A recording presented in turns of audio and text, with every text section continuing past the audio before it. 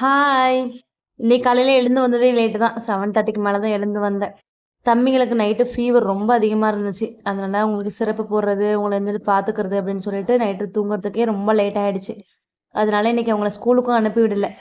காலையில எழுந்து வந்ததுமே ஃபர்ஸ்ட்டு பால் தான் காய்ச்ச வச்சேன். தம்பிங்களுக்கு பாலாத்தி குடுக்கலாம் அப்படின்னு சொல்லிட்டு. எங்களுக்கு கொஞ்சமா இஞ்சி போட்டு டீ ரெடி பண்ணிட்டேன்.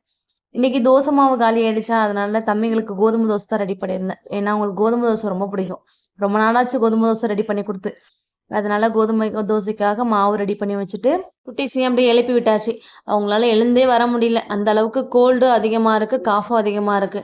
சிரப்பு குடுத்துமே கொஞ்சம் க்யூர் ஆகல. என்ன பண்றதுன்னே தெரியல. கொஞ்சம் ஒரு மாதிரி டயர்டாவே இருக்காங்க. அதனால தான் இன்னைக்கு லீவ் போட்டு கொஞ்சம் ரெஸ்ட் எடுக்க விடலாமேன்னு விட்டாச்சு. எங்களுக்கும் டீ ரெடி ஆயிடுச்சு. ஹஸ்பண்டுக்கு அப்படியே டீ குடுத்துட்டு, நானும் அப்படியே ரிலாக்ஸா வெளியில உட்காந்து டீ குடிச்சிட்டு, அதுக்கப்புறமா தான் பிரேக்ஃபாஸ்ட் ரெடி பண்ணவே ஸ்டார்ட் பண்ணேன். தோசை ரெடி பண்ணிட்டு, கொஞ்சமா தேங்காய் சட்னி ரெடி பண்ணியிருந்தேன். ரெடி பண்ணி வீட்ல இட்லி பொடி இருந்துச்சு. அத வச்சு சூப்பரா பிரேக்ஃபாஸ்ட் நானும் தம்பிங்களும் சாப்பிட்டாச்சு. தம்பிங்க கொஞ்சம் சாப்பிடவே இல்ல. 2 வாய் தான் சாப்பிட்டாங்க. பிடிச்சிருந்தா லைக் பண்ணுங்க. நாளைக்கு வீடியோல பார்க்கலாம்.